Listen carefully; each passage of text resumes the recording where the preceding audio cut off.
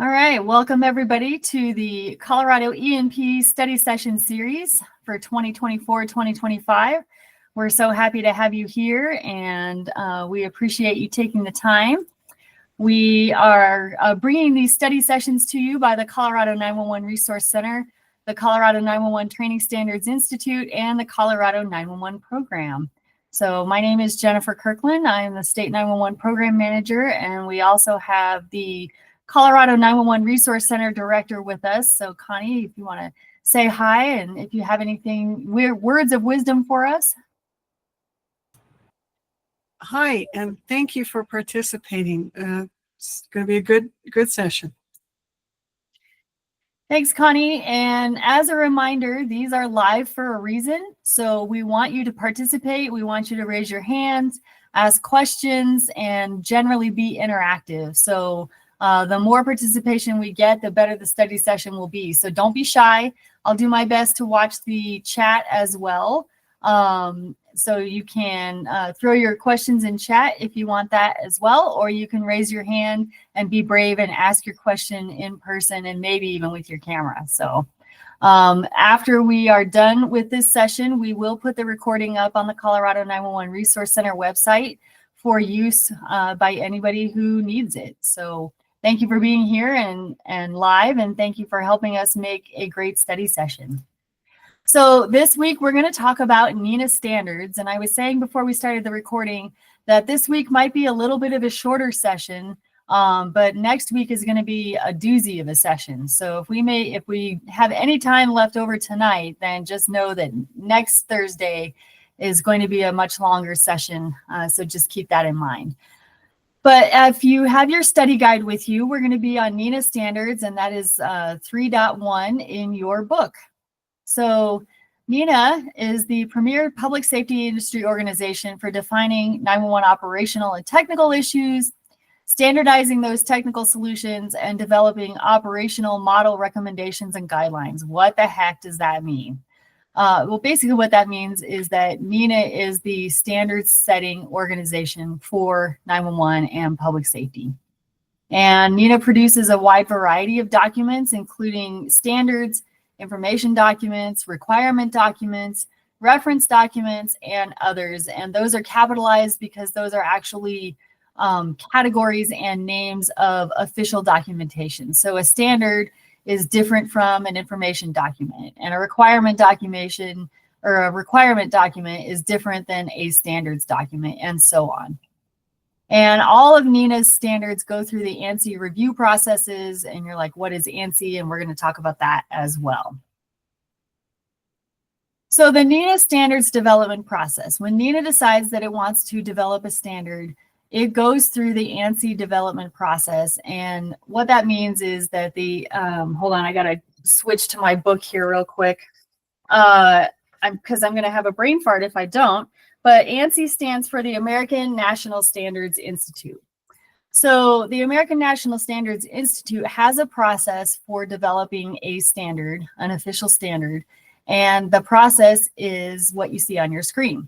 First, there has to be an internal member review and comment period. So if any of you are on a NENA working group or a committee, you might have participated in this process before.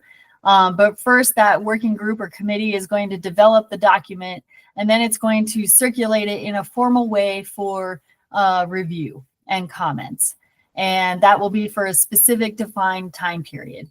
And then once that time period has closed, they will put it out for public review and comments. So not only do you have to subject your document to internal scrutiny, but then you have to release it out to the public so that they can review and comment on that. And it has to be for a defined period of time and open for that period of time. Once you get all of those comments back, the next step is to review them or adjudicate the comments. So you have to go back, and the original committee is going to review those comments one by one and decide what to do with them. Do they incorporate this? Do they add more to the standard? Do they take something out? Do they disregard this comment? If they're going to disregard this comment, they need to know why. So it's a very formal process for reviewing and adjudicating those comments. Then after all of that is done, it gets turned over to a process review committee, and that committee does exactly what it sounds like. It reviews the process to make sure that all the steps in this development process were followed correctly. If you look at the emails that come out from NENA, sometimes you'll see that this particular standard is in a stable form, or this particular standard had to go back into comment period or whatever. And that's because they needed to go back and cross off some checklist for whatever they missed in the process. Doesn't happen very often, but sometimes, and that's okay. That's why there's a process. After that's done, then the standard is forwarded to the NENA executive board for final approval. So whatever elected board has been seated at that time, then the board will vote for final approval. And if that standard is going to be an ANSI accredited standard, it gets forwarded to ANSI for their approval and accreditation, and they have a process within ANSI as well. So I'll just pause and see if anybody has any questions so far. Basically, what that does is it's in place so that you can't just wake up one day and say, you know what, I think I'll write a standard for 911. And you put that all together and you put it out to the public and say, ta-da, here it is. This is the way that we should do things. They want a process. This is the process. This is the way. Okay. So then what are those categories of documents? NENA's information document. So an information document is used to distribute information on a particular subject to the public safety industry. And if you're like, well, that doesn't make any sense. After we're done with the slide deck, I'm going to take you through the NENA website and show you some examples of each of these categories. So if you're having a hard time visualizing it right now, don't worry, by the end of the session, it should make sense. There's also NENA requirements document. So a requirements document is a document that gets used as a basis for a NENA committee or some other standards development organization to develop formal industry accepted standards and guidelines. So for example, you can imagine GIS. There's a lot of things that go into GIS for 911. NENA might have a requirements document to say that in order to have a standard, you need to have these specific things required. NENA standard is what we've been talking about. And a standard is going to describe the minimum characteristics of a system that would assure safe and reliable and effective system performance in accordance with identified requirements. One of the most commonly known standards for NENA is the I3 standard, and it's a really long one, but this standard basically says if you're going to put together a full-on, fully implemented next-gen 911 standard, these are all of the minimum characteristics that need to be present in order to assure a reliable and effective next-gen 911 system. But as you'll see as we go through them, there's standards for all kinds of things. And those identified requirements could be requirements or specifications or other things. There are also NENA reference documents, and reference documents is kind of a catch-all category that would include anything else, right? Public education, PSAP training, white papers, checklists, or website materials. And it's important to note that reference publications might be subject to different approval processes, and it might require an expedited approval under DSC control. So when I was thinking about where this might apply, I remember that NENA put out some reference documents in the middle of the COVID-19 pandemic.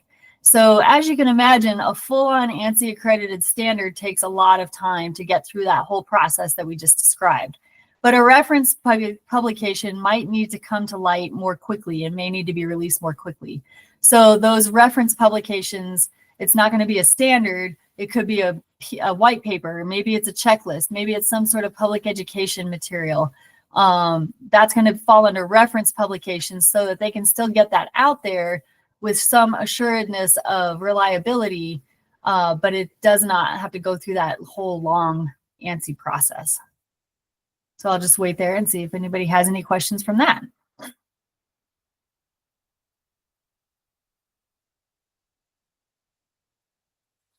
Okay. So then going into a high level of ANSI description, And now we're in section 3.2. So NENA is a standards development organization, or an SDO, which is accredited by ANSI, the American National Standards Institute. Can anybody think of any other organizations that might be a standards development organization?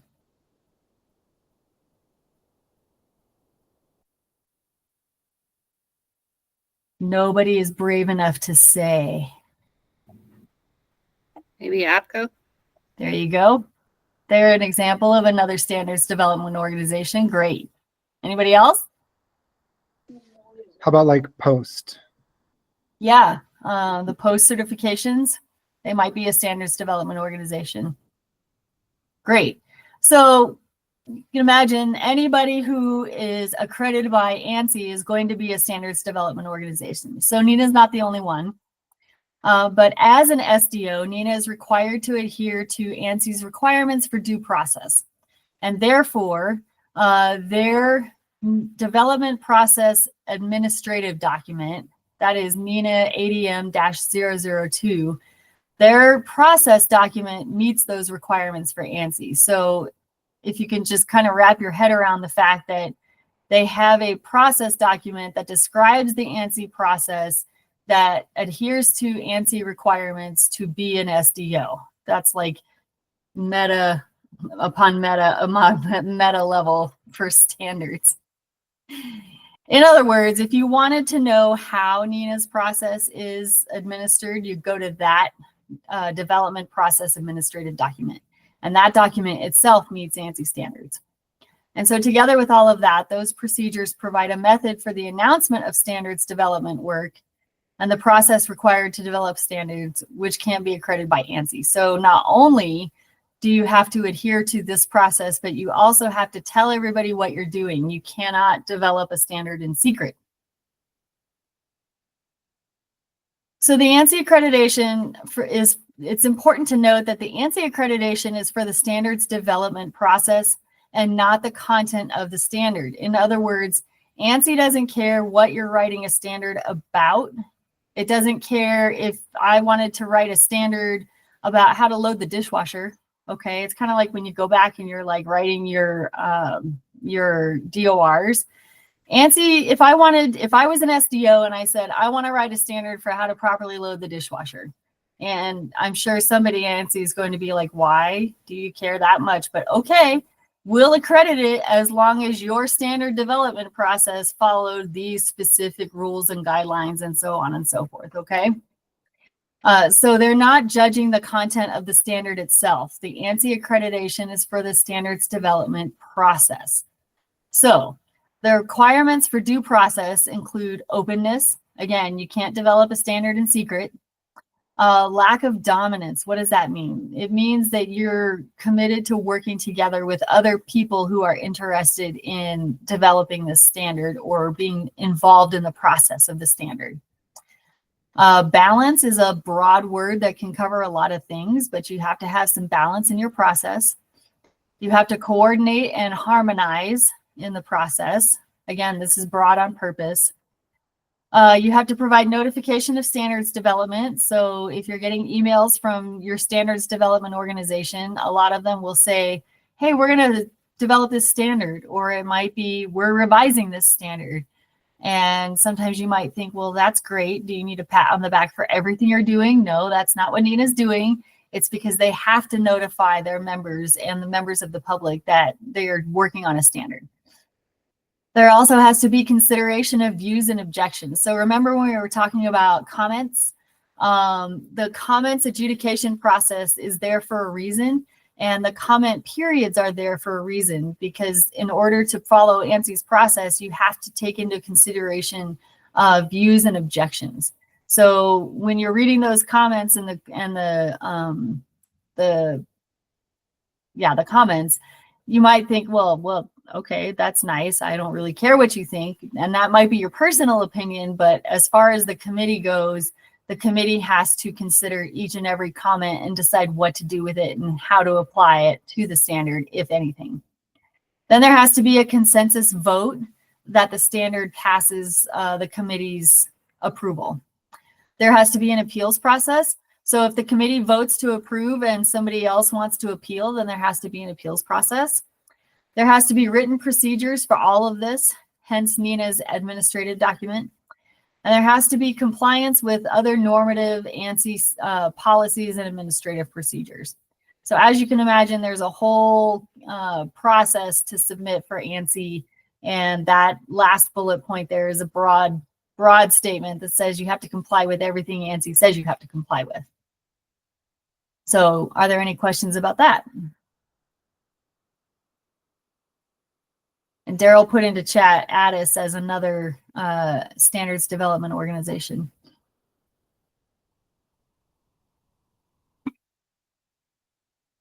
All right. So how does ANSI follow its own process? Well, ANSI publishes a weekly standards action report on their website, and it details new standards work, calls for volunteers, calls for comments, and new published standards. So if you really want to get into standards and you want to see all the things that ANSI accredits standards for, you can go and subscribe to that report. And I'm sure it'll be fascinating reading. Anything NENA is working on will appear in that report. So you can also search for NENA, and all of the things that NENA is working on should show up in that search. All right, so I'm not going to go to the conclusion slide yet. But I am going to stop sharing and go to the NENA website so we can get some real life demonstration of what we were just talking about. So before I do that, does anybody have any questions on the process? Remember, don't be shy. If you have the question, then somebody else probably has the question.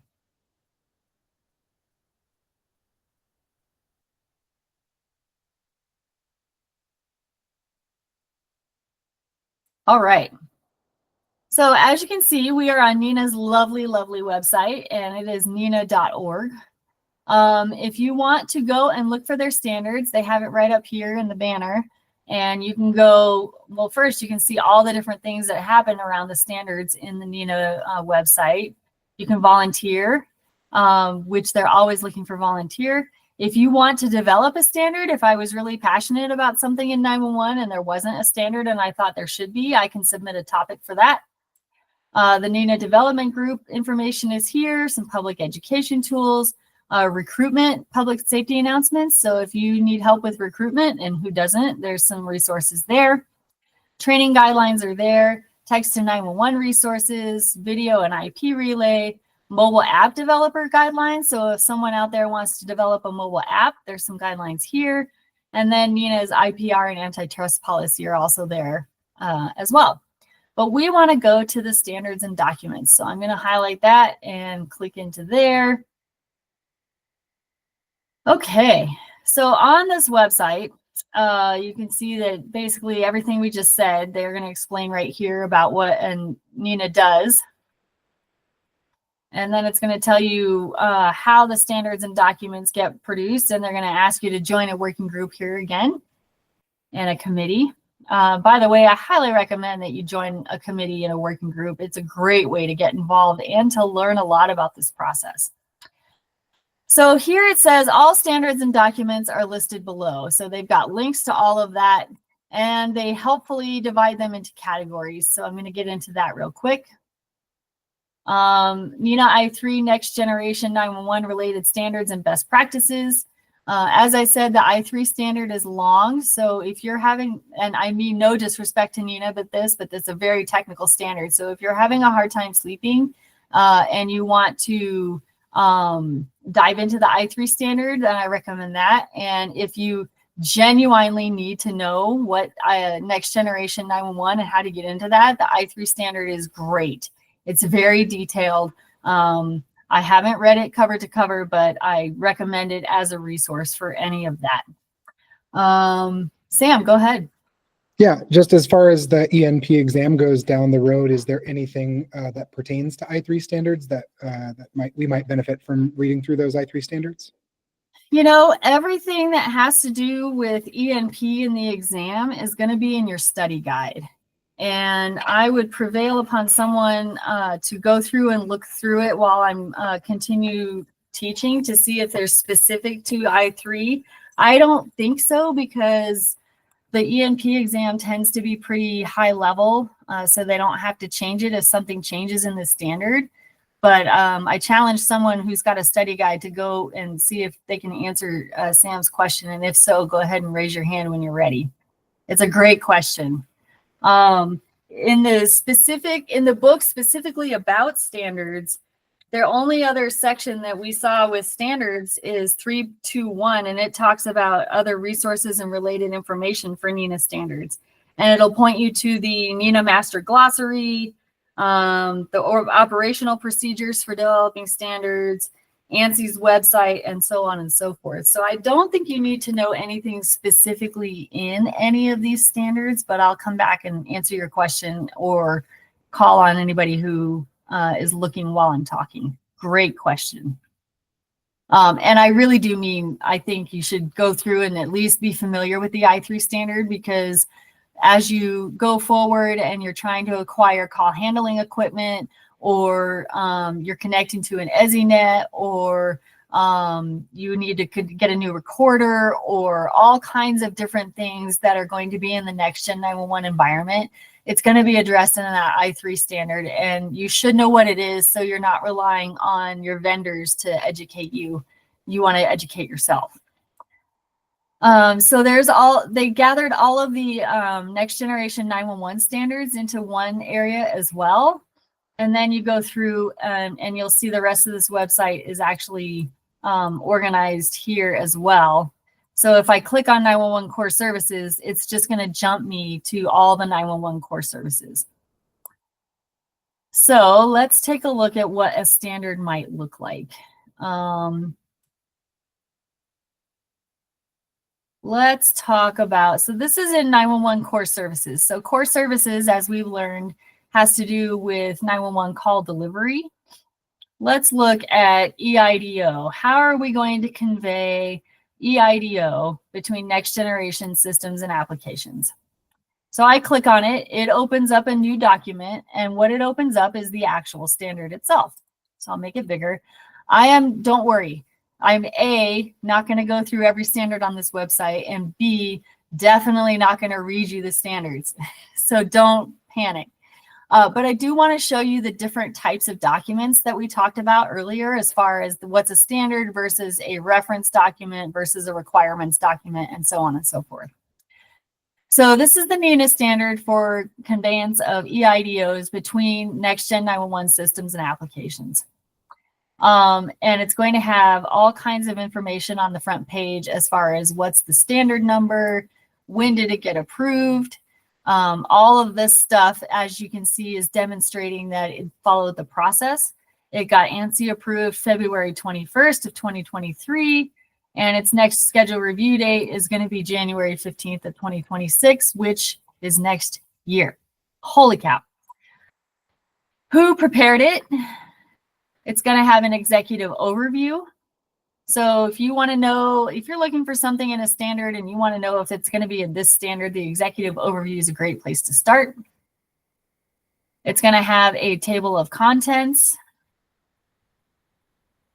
This is a long one. Here's your standard document notice. Again, conformity. It'll always have your document terminology. And by this, they mean, what do these words mean? What does must, shall, and required mean? What does should mean? What does may mean? And so on and so forth. IPR, intellectual property rights, all kinds of compliance. See, like here, here's the initial document, got issued and approved on January 15th of 23. And then there were some publishing errors. And so then it got published again in March to correct some publishing errors. And here's a record of what those errors were. And as you can imagine, in a 63-page document, even with everybody looking at it over and over again, there might be some errors. And so that's fine. They just go through and they fix the errors, and they have to be transparent about what the problem was and what got fixed. So that's what that is. And then you get into what is the standard. And you can go through and read 63 pages of technical descriptions of how to get EIDOs in between next-gen 911 systems. So who has questions on that particular format?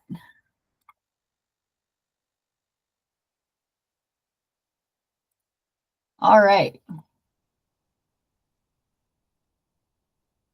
So if we're in the core services section, let's go down and look at PSAP operations.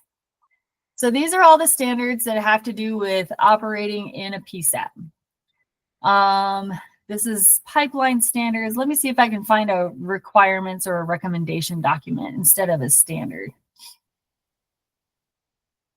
NENA standard for call processing.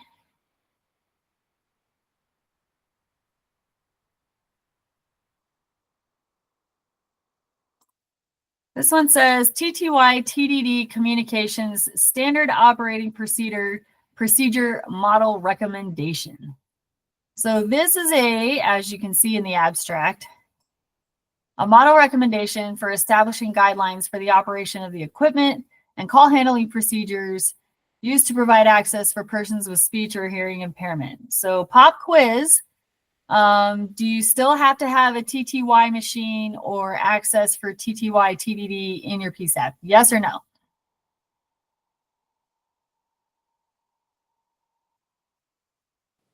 Yes, you do. Yep, you guys are right. Even though a lot of research shows that it's increasingly being replaced by text to 911. So you can see that this document was originally published in 2005. It was originally published as this standard and is now this. And it got reviewed in 2018. So this is a model standard operating procedure. So it's an example of a document. It's not necessarily a standard, but it's designed to serve as a model SOP.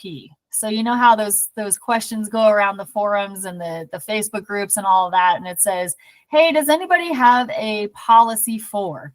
This document was developed to serve as that model policy. So that's what that is for.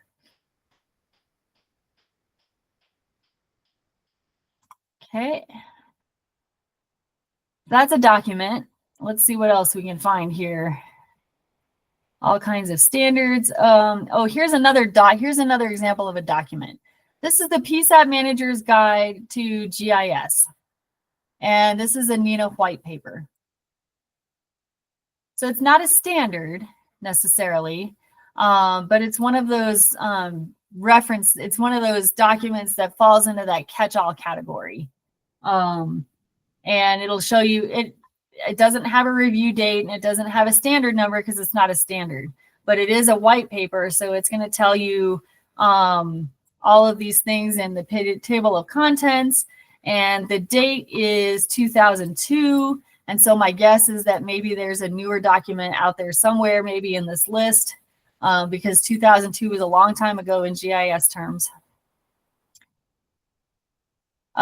Here's another example of a model recommendation on daily personnel operations for PSAPs.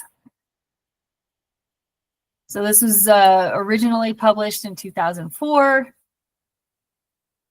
And this is not intended to be a complete operational directive, but it's meant to be a model recommendation, and so on and so forth. So you can still see that it's formal, but it's not a formal standard. They also have standards that are currently under revision, so you can come to NENA's website and see what's under revision, and it doesn't always give you a timeline. Here's another example of a reference document.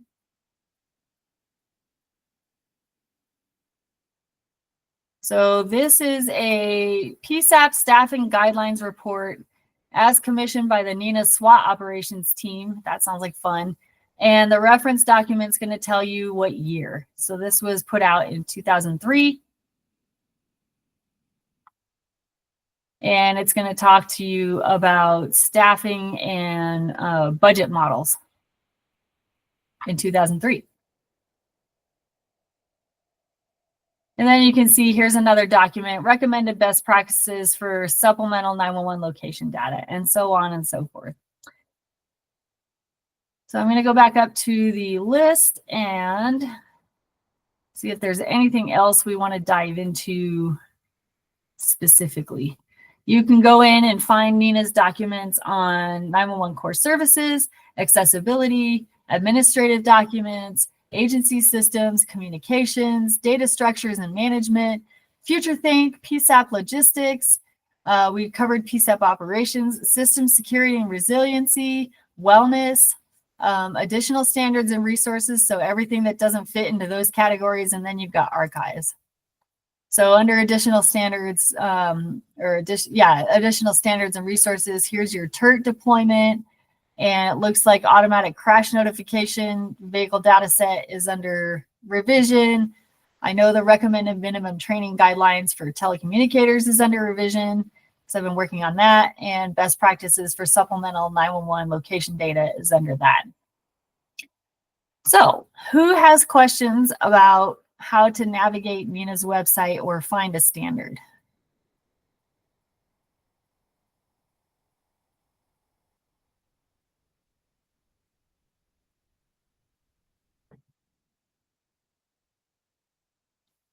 Does anybody have questions about where to go for other standards information? Go ahead, Daryl. I'm pulling into my neighborhood, so don't tell on me, but can you talk at all about the numbering scheme on the standards and what you can tell from that? Yeah, let me go back in and find one so we can go through it together. Great question.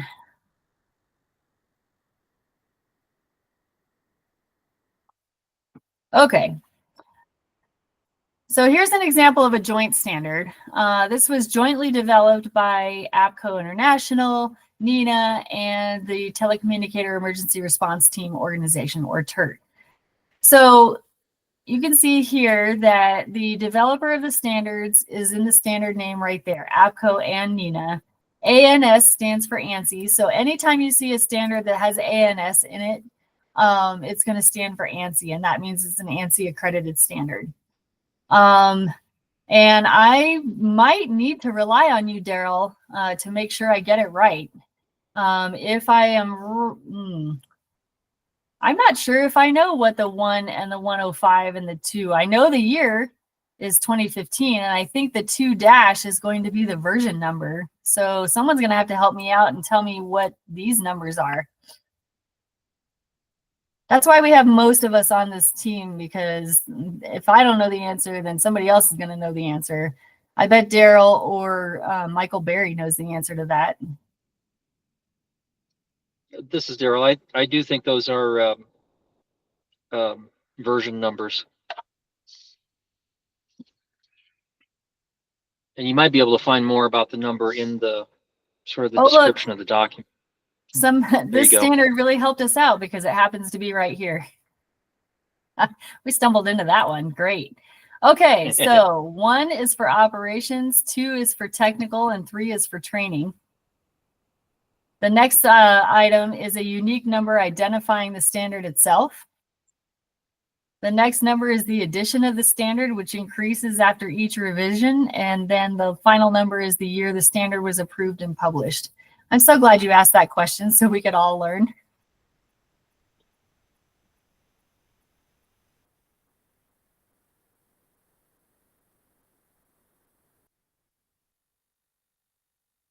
Who else has questions?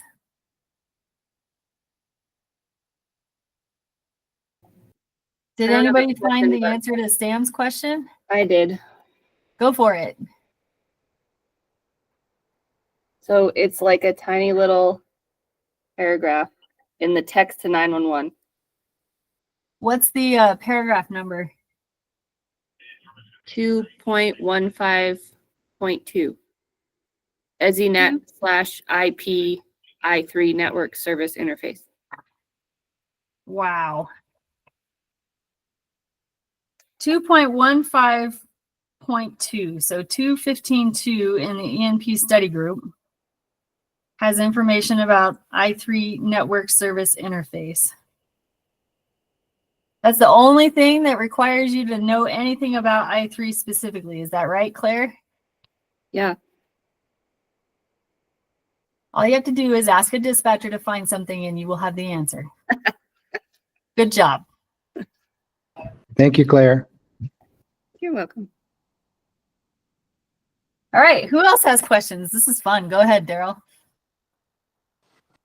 I would just say you don't need to know what exactly is in the i3 standard, but knowing what it is, I think, is probably a really good idea because that being the flagship standard from NENA for next generation 911, there's a good chance that they may ask you, what that means or what that standard is.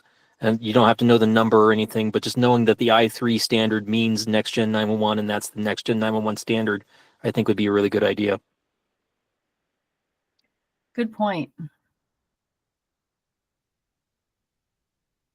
But since you were on this study group, now you know. I bet you guys knew that anyway. Who else has thoughts or comments or questions?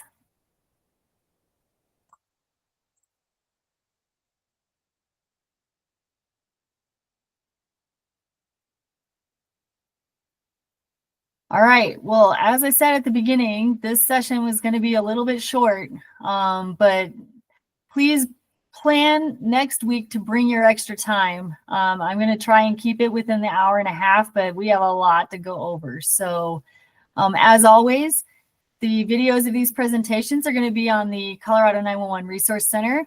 We wish you the very best of luck on your ENP journey. And here's all of our contact information. So if you have any questions at all as you're studying for your ENP, please don't hesitate to reach out. Any one of us will be happy to help you. And there's no question that's dumb, really. And we all want to help. So we're glad that you're on your ENP journey and we wish you the very best of luck. And we hope to see you next week. Thanks so much for being here. Thank you guys so much. Have a good night. Thanks, you too. Bye, everybody. Yeah, thank you. Thanks, Jennifer. You're so welcome. Thank you. Have a good night. You too.